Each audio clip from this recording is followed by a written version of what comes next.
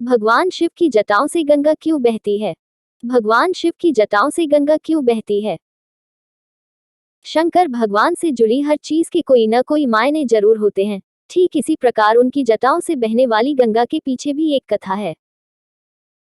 बच्चों, आपकी जानकारी के लिए बता दें कि गंगा नदी पहले पृथ्वी पर नहीं थी, वह स्वर्गलोक में बहती थी।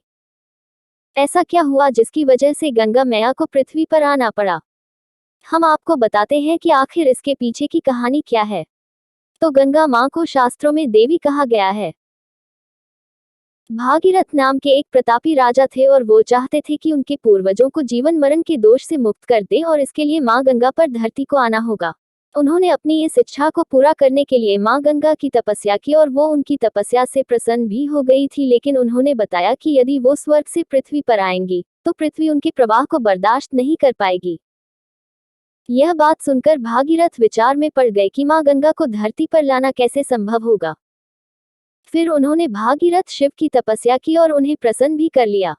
भगवान शिव ने उनसे वरदान मांगने को कहा तो भागीरथ ने भगवान से मां गंगा के पृथ्वी पर आने की इच्छा जताई और अपने मन की सारी बात उनके सामने व्यक्त की। फिर क्या था, सबके दुखों को दूर करने वाले शंकर भगवान भागीरथ की इच्छा को कैसे न पूरा करते।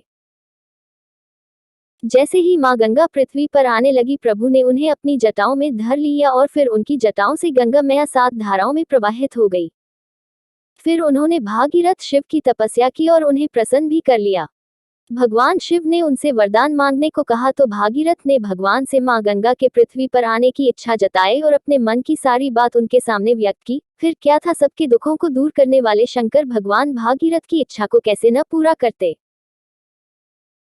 जैसे ही मां गंगा पृथ्वी पर आने लगी, प्रभु ने उन्हें अपनी जटाओं में धर लिया और फिर उनकी जटाओं से गंगा मैया 7 धाराओं में प्रवाहित हो गई। बच्चों, अब आप जान गए होंगे कि भगवान की जटाओं से धारा क्यों बहती है।